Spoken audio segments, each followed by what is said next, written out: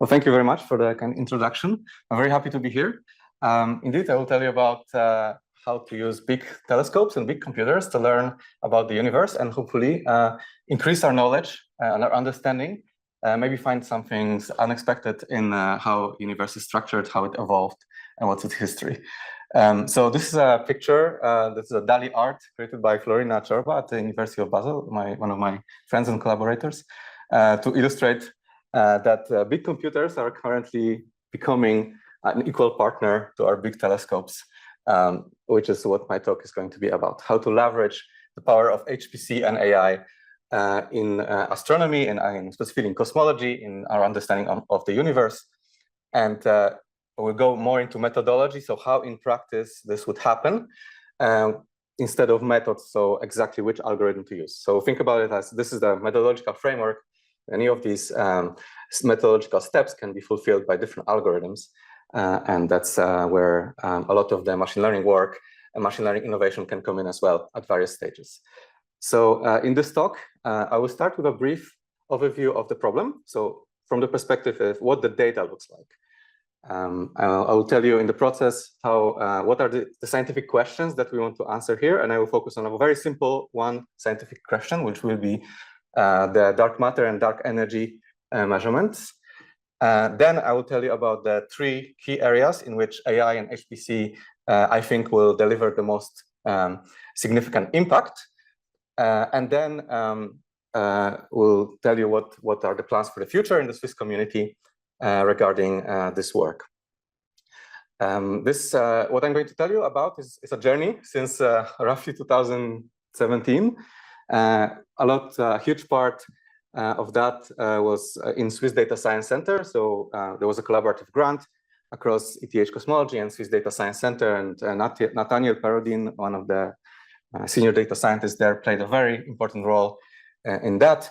And this is also being continued now in the forms of writing various proposals together. But overall, this is an interdisciplinary work across Swiss Data Science Center, ETH Cosmology, and the ETH machine learning group of Tomasz Hoffman and Aurelian Luki. All right, so let's start with a very brief introduction to our problem. So the questions in cosmology deal with the history and content of our universe. And in the standard Big Bang paradigm, many of you are probably familiar with it, but let's just review. We start with a period of accelerated expansion, which is the inflation. Then the first image we get after that very mysterious period is the cosmic microwave background. So it's an afterglow of the Big Bang. And the data of that looks like, sorry, I need to figure out how to go to the next slide. Looks like this. It's pretty much a Gaussian random field. We are dealing with an object which is, from a data perspective, very well described as a Gaussian random field. So all the cosmological information, everything we want to put in our model will be contained in this Gaussian random field, which can be summarized as a power spectrum as a correlation function. There's no more information beyond that in that field. So this is a measurement from the cosmic microwave background power spectrum. I believe is from Planck satellite, and these are the acoustic oscillations in the CMB. It's a remarkably good fit. So we are predicting that very well. This is a remarkable result. I know it overall not too many data points, but it's a very powerful foundation of modern cosmology. The fact that we are able to fit these acoustic peaks. But what I want to get across is that all the information is contained in that curve, going from that relatively complicated map. Since that period of the cosmic microwave background, the universe started to expand and cool down. Now we are in a regime where there is a struggle between two effects. First is gravity, and the second is gravity is mostly dominated by dark matter. And the second is the accelerated expansion of the universe, which is dominated by dark energy. So this is like a tug of war. Gravity wants to bring things together. Dark energy wants to move things apart. And our understanding of this process throughout the entire 13.7 billion years of cosmic history is what we are interested in. So from the perspective of data, how does it look like? This is a simulation If I can play it. There we go. So we are now moving in time. So if you can see from here, this is 12 billion years ago. It's a cosmological volume. There is a lot of different fluctuations that we already seen previously, similar to the Gaussian random field or that was in the cosmic microwave background. And we see the effect of gravitational collapse. And there are some structures, filaments, halos appearing. And now we are arriving at the time today. So the exact process of this is governed by the proportion of dark matter and dark energy at various stages in the cosmic expansion time. So if we are able to understand how these structures form, if we can understand the patterns and structures in this field, we can learn more about the universe. Specifically, let's focus on two parameters for now. First will be the dark matter versus dark energy proportion. So here we are in a universe. So the first picture, the type of universe that we live today. This is a slice through a simulation with omega m, omega matter, so matter density today, around 25%, and the rest, 75%, would be the dark energy. Then this is how the same field would look like for a very high omega matter content. So a lot of dark matter, less dark energy. And here the opposite, low dark matter, high dark energy. So this is what it is, exactly. And so we are interested in measuring this omega m parameter from the structures and the patterns in the density field. Then another, another interesting parameter, if I know how to switch between the slides. There we go. Is the clustering strength, sigma 8. So we'll consider only those two, omega m and sigma 8. This also, you can see the difference even by I between high and low sigma 8. And this is when it becomes interesting, because if we take the early universe, so the cosmic microwave background measurement, so the power spectrum fit that you've seen in the previous picture, and extrapolate what we should see today in terms of omega m and sigma 8 parameters, we run in this confidence intervals here. On the other hand, if we take late universe measurement, so from the simulation, the n-body simulation that we've seen evolving, we are here. So there starts to be some discrepancies between those. And this is potentially a very interesting question about where those come from, if it's statistically significant to begin with. I would argue that maybe not quite yet, but there is a lot of investigation in this area. Okay. So this is our main scientific question for the talk. We want to shrink the precision of the measurements of these parameters. We want to make the late universe measurements more precise by leveraging information in this density field, in these patterns and structures in the cosmic web. All right. Then cosmological simulations are also a very large research area. And this is an example of another one. This is from most recent Flamingo simulation, and Switzerland is leading country in basically making these simulations and pushing the frontier in this. Next to dark matter, one can simulate a lot of other components, and David is also very interested in this type of questions. So here we're seeing a smaller box, but there's a lot of other effects. For example, there is gas, so a lot of interesting physics happening there. Hydrodynamics, gas cooling, subgrid, explosions of supernovae, things like that. So beyond the dark matter, one can do a lot of other simulations for a lot of different physics. And here's another one. Here, for example, you can see the same area, the same box, but in different fields. So stars, gas metallicity, so chemical composition of gas, and the temperature. And you see, for example, here, there are some really interesting subgrid physics effects happening, which are exploding stars. They basically blow out the content of the gas outside of the clumps. So those are very complicated processes. So the more we zoom into this, from this large scale to this small scale, the more complicated physics becomes and more difficult modeling will be. But on the other hand, we have a lot of different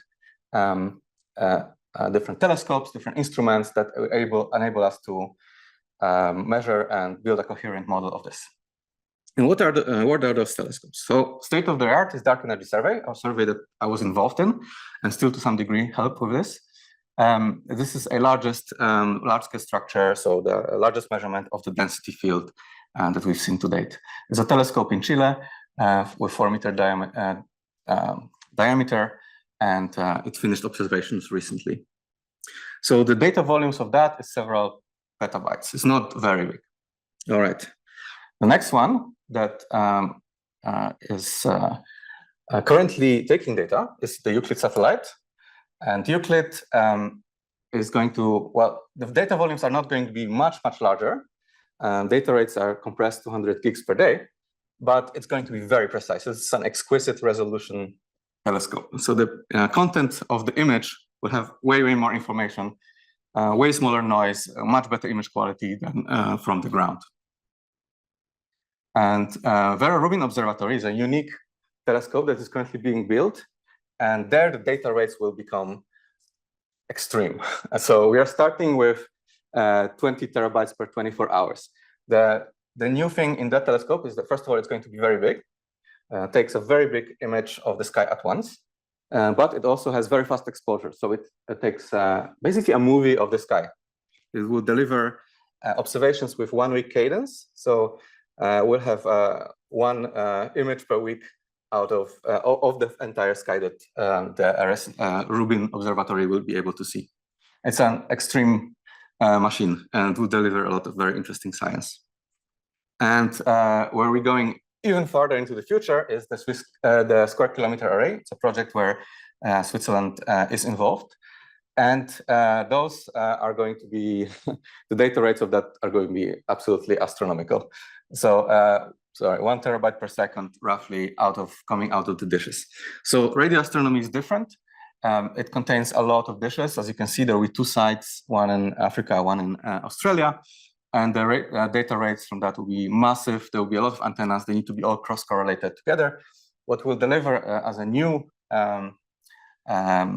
window into the universe will be that there will be a possibility to build a map of 3-dimensional cosmic structures, right? So it's not just an image, it's actually a 3D voxel image, thanks to the interferometry. All right, so here we are with the big machines to take data. Now let's take a look what we have in store for predicting the simulated theory for this data. So first of all, the best computer for AI at the moment is the parameter cluster in scientific AI at NERSC in California, and they have roughly 6,000 A100 GPUs. Many of you may already be familiar with this architecture, and this is operating already for a couple of years, and we've worked on it. It's really great machine. The upcoming computer everybody's waiting for is the Alps cluster. Here we are, because of the delays in supply chains, we are actually going to get it late, but we'll have the Grace Hopper 200 chips, which is much better than the A100. And there is going to be a lot of additional machine learning oriented speed ups that one can leverage. So this is some basic information about comparison with the current cluster we have at Piz Daint and the Alps machine. Well, a lot of speed ups, 6 times GPU, 8 times CPU, but I think the increase in data rates and data movement capacity is really what will make this machine unique, because synchronizing all these GPUs is going to be very hard. Well, it was very hard in Piz Daint, now it's going to be relatively straightforward. Okay, so this is the scene. We have a scientific problem. We have big telescopes, we have big computers.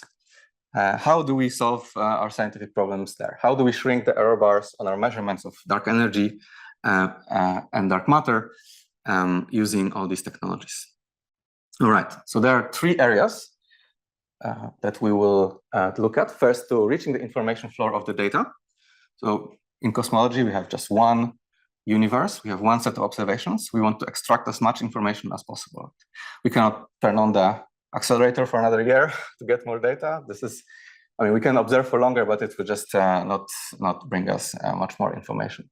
There is fundamental limitations from the random draw of the universe that we live in at the moment, which is called cosmic variance. So this is how to extract the information. Another one would be how to accelerate simulations, how to use generative AI to help with simulating realistic models that we can then later fit to data. And finally, one of the maybe a bit niche, nuanced applications, but nevertheless very important, how to disentangle cosmology and other effects like astrophysics. A lot of astrophysical processes are happening next to the big picture dark matter, dark energy struggle that can contaminate our results. So AI can also help with that. Let's start with the first. So this is already what I showed. We want to distinguish between this type of models. We unfortunately don't see pretty pictures like that. This is just a simulation. What we see is, and I go a bit fast here, what we see are projected density maps. So this is the type of data we would actually observe using different probes of this cosmic web. This is from gravitational lensing. And here is a mass map, so dark matter mass map we can obtain from gravitational lensing. I will not go into the details about how this is made. This is a topic for another talk. But just to know that there is more dark matter in the areas which are denser, and there's a void here with no matter at all. This is a moon, size of the moon. So if you look at the sky, you can kind of compare how big a clump of dark matter would look at the sky. And so from this type of maps, we would like to get information about our cosmology parameters. So how does it done traditionally? We have a map, some observation, let's say gravitational lensing map. We have some theory prediction. In the standard traditional paradigm, we create a theory prediction for a given summary statistic that we predefined. And often, I think exclusively to date, this is a two-point function, either power spectrum, correlation function, or something in between. And the nice property of that is that we can relate the observed power spectrum. So if we take our map, we measure the power spectrum, take a Fourier transform, square it. As a function of a separation, we will have a value of measurement.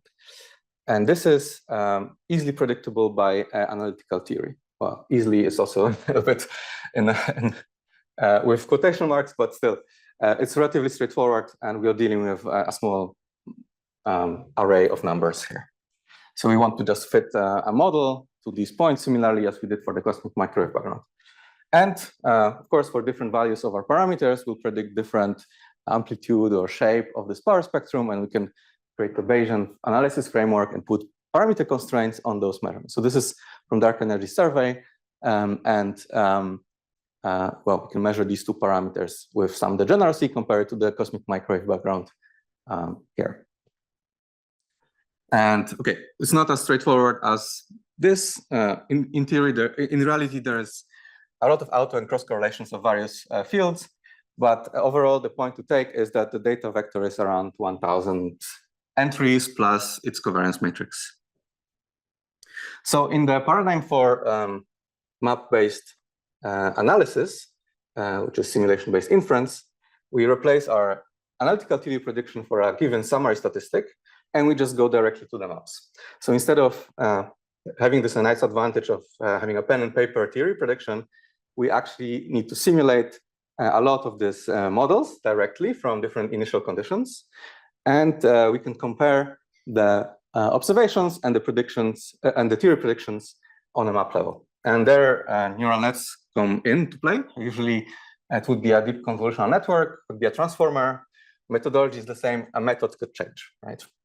And this is actually an example of such analysis for gravitational lensing.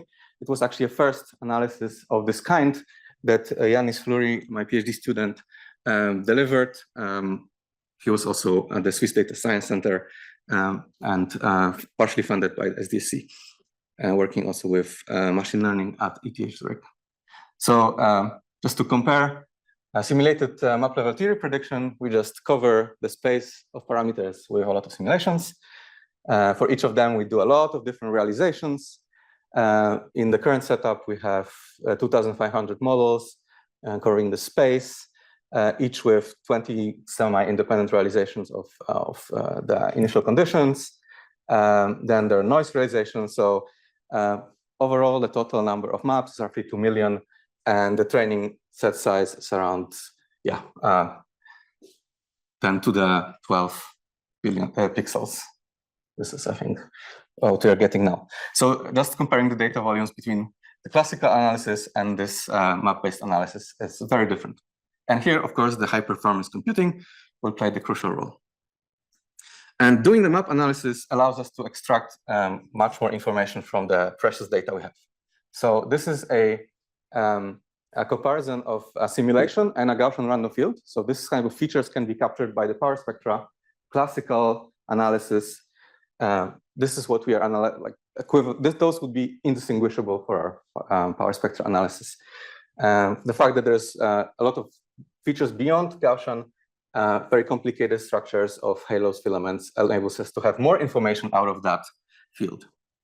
And this is exactly what we found in practice. This is also a paper a bit earlier by Yanis, a feasibility study, where we found that we are getting 40% more precision out of the same data in the current observational regime, right? So this is an increase of 40%, meaning we are shrinking the error bars compared to the power spectrum measurement by 40%. This would, if we wanted to do that classically, we would have to take twice the amount of data. So we have to observe twice the amount of data with our telescope, which would take another 5 years probably. So this is a substantial gain, and that's that kind of finding that sparked our interest in developing these methods further. And if we look at what we can achieve if we increase the resolution of the data we're looking at, so basically make the pixels smaller, have more details to extract the information from. So we were here with the previous. If we go half of the pixel size, so we increase the resolution by a factor of 4, our gain will go to beyond 100% increase. So if we are able to model the theory at small scales, at high resolution, including all the complicated processes possibly that you've seen in the simulations earlier, then we will be able to gain even more information. All right. So this is the first analysis with the KITS 450 deep learning kits, the kilo-degree survey. At the time was the state-of-the-art lensing survey. This is what I alluded to earlier. Same setup, simulation-based inference networks, CNNs, pretty standard. And yeah, we managed to shrink the error bars by 40% on real data as we expected. It compared also quite well with previous measurements, although we are a little bit higher on the higher side, possibly due to other systematic effects that I will come to earlier. So this was the first measurement of such kind, and it got picked up in the news as well a bit. So promoted by ETH News and MIT Technology Review. And we basically kickstarted quite a lot of work that is happening now with the simulation-based inference with this paper. So people have been doing that for galaxy clustering, not only weak lensing, but galaxy clustering, neutral hydrogen, 3D galaxy positions, cosmic microwave background lensing, and so on. Okay, next we go to, from there is, well, there was a prototypical analysis. We wanted to bring it to a level of maturity that will be similar to the standard analysis that is done in the field. So we need to cover more parameters in our model. So we've seen the sigma 8 omega m there, but there's a lot of other ones. So we simulated that at CSCS with a large production project. And that was roughly, 750,000 GPU, not hours of piece date. And the data set is around 300 terabytes. It's all available on this website, so you can download that data, and it's all for free. And after that, we measured the parameters again from the next iteration of kilo-degree survey. This time, we were a bit more conservative, just to make sure that the community gets, we match basically what the community understands. And from there, we increase our error bars by also 30%, something like that. But this was basically a demonstration that we can do this on a simulation level at the same level of detail as standard analysis. To do that, we had to go to the sphere. So we created this tool, which is called Deep Sphere. That was Nathaniel's, mostly Nathaniel's work. And this is also public code to do various machine learning schemes on the Hillpix grid or other types of grids. Currently, it's also getting picked up by the community doing weather, other geosciences, it starts living on its own. So people have added transformers and other architectures to that, and PyTorch, TensorFlow interfaces. All right, so this is where we are with reducing the information flow on data. There's a number of projects that are being pursued currently by the Cosmo group, and I'm helping from a distance with that. Now I want to transition to the second area, which is accelerating simulations. So here we'll be talking mostly about generative AI. And there are three areas where this can help. First, increasing the resolution of the simulation. As I said earlier, if we are able to make the analysis with higher resolution maps, we gain much more information, which is also intuitively what we would expect.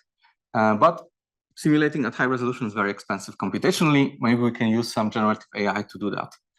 And this is an example of this, an AI super resolution of n-body simulations. This already is a couple of years old, but I think there's maybe a better one at the moment on the market, but the methodology is the same. Actually, within SDSC project, we also did some of that. I'll show that in a minute. So this is just an example of what the true high resolution one is. This is the low resolution input. I think it was Wasserstein-Gahn at the time is looking only at the low resolution, trying to predict the high resolution there. And if you look even at the details, it's really not that bad. It's pretty good. I think it has a little bit way to go.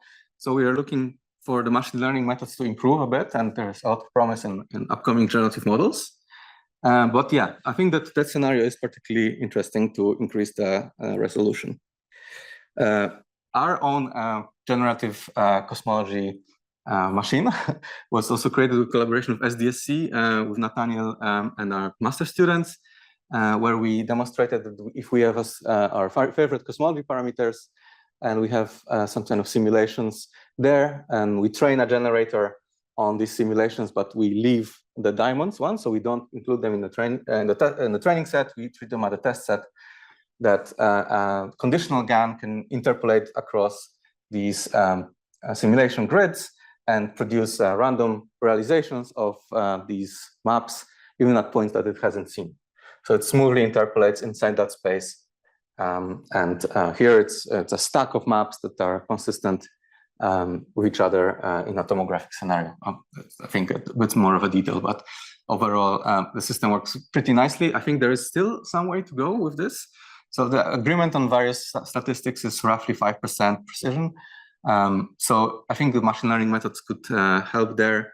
I'll skip this. This is one project that we pursued with a master student that was advised by Thielmann, Truster at ETH, where instead of generative adversarial nets, we used denoising diffusion models. So also, Mila did this really funny plot where you can see the same realization of the noise, but for different cosmology parameters, how the map would look like from this. Okay, and the second area where it can help is instead of going towards high resolution, we want to connect different fields. So you've seen in the earlier simulations, right, that next to dark matter, we can also produce fields of various other physical quantities like gas density, gas pressure, temperature, and yeah, all sorts of different things that we can put in the model.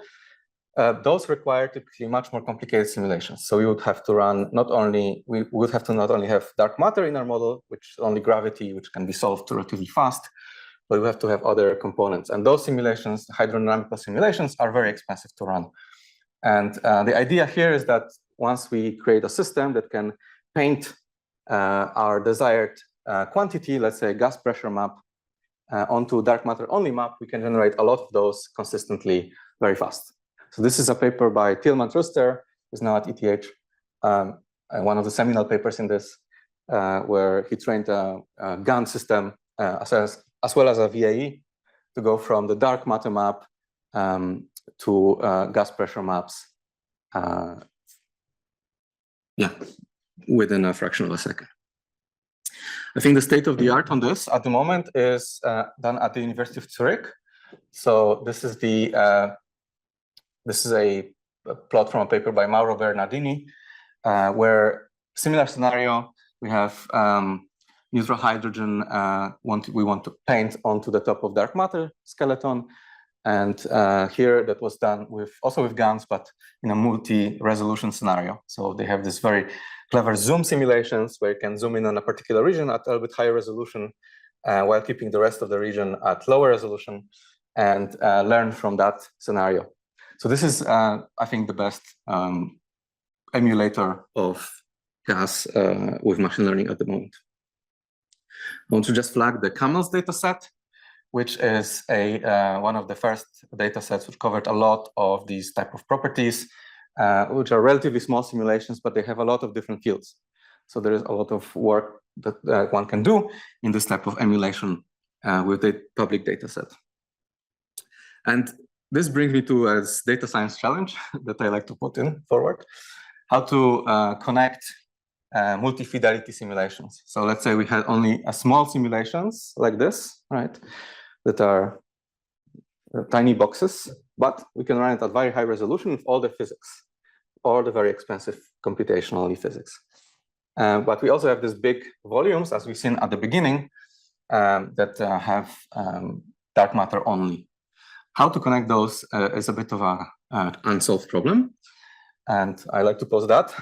Also ask my colleagues often at the Swiss Data Science Center, where we have this multi-fidelity scenario. So this is an example of with a very basic setup where we just want to, actually this was for super resolution. We want to have a power spectrum prediction, but with going to the higher resolution points. And there is a set of simulations covering our parameter space at 1 fidelity. So let's say the cheap ones are the blue ones. The expensive are the orange ones. We have a couple of the expensive ones at the crosses, so we can test our system. And yeah, how to build a system like that that will leverage the multi-fidelity scenario and able to learn from the high fidelity onto the low fidelity.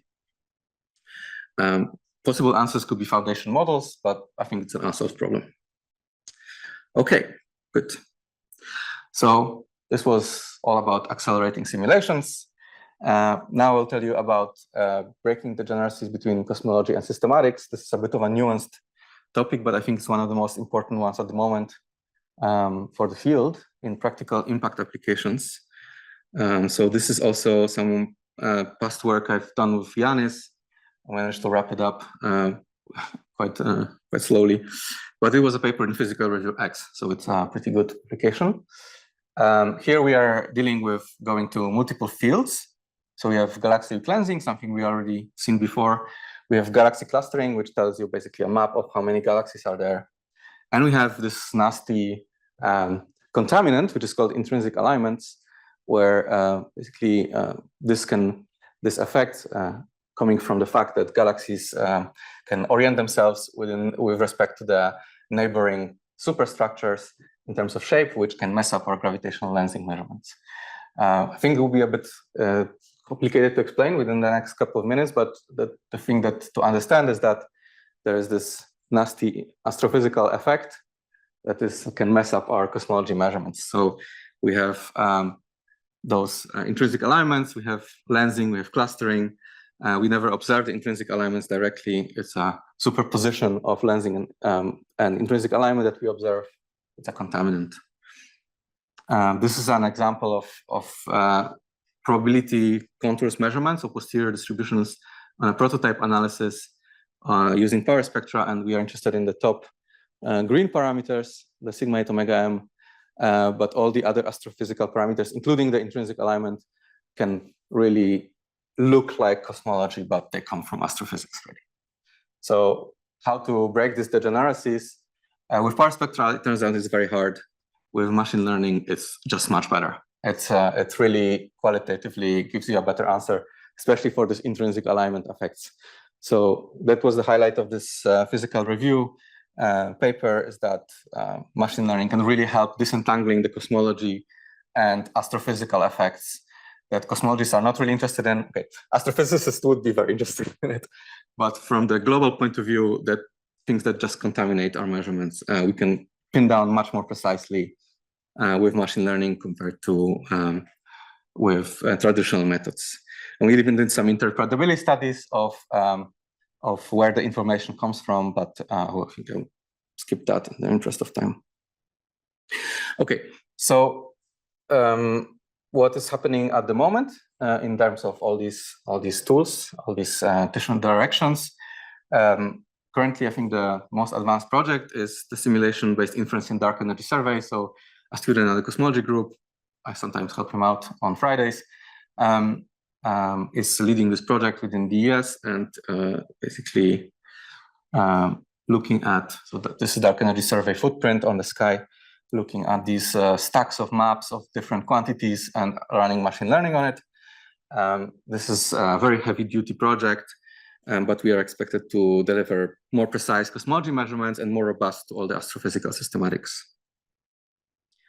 There was a recent submission from Arne in PASC, the platform for advanced scientific computing.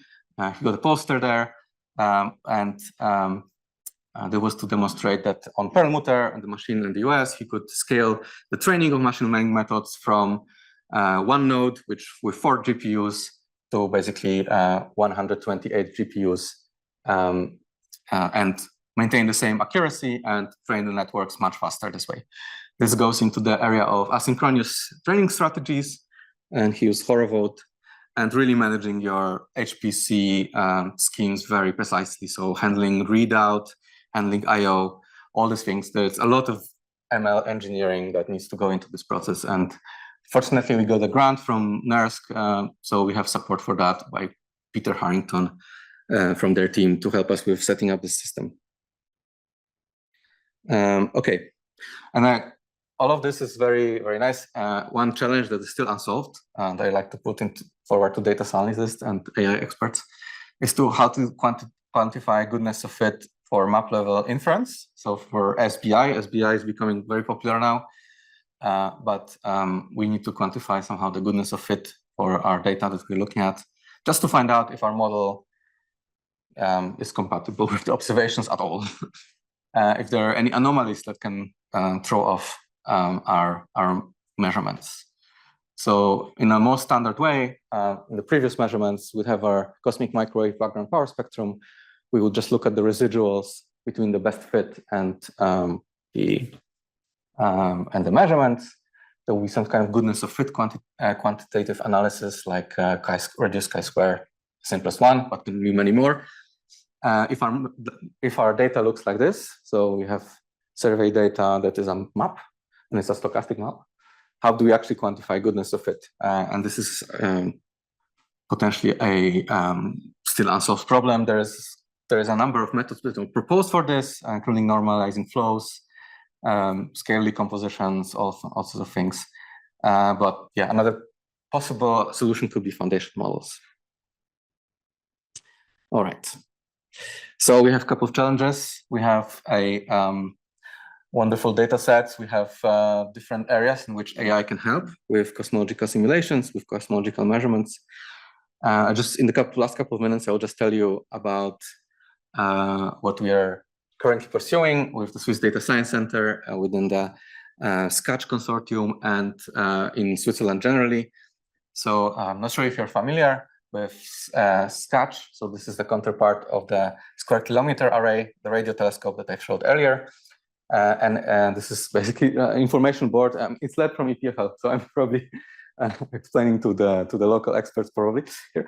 But yes, it's a SERI-funded organization, consortium, that will build infrastructure for Swiss contribution to the Square Kilometer Array Observatory, SKAO.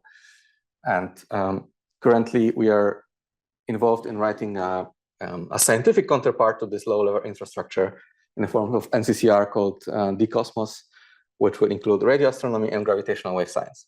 So we are trying to build up the scientific counterpart to that, and that includes data science as one of the two leading pillars. One is astrophysics science, and the other one is data science, AI, and HPC. So our Swiss Data Science Center contribution to that is also there. So this is, yeah, just to yeah, I really like this schematic, especially if you will use 1 million laptops with half a terabyte drive for every year to store the data. It's quite a lot of data. And in fact, there was a meeting for Scratch Consortium yesterday and the day before.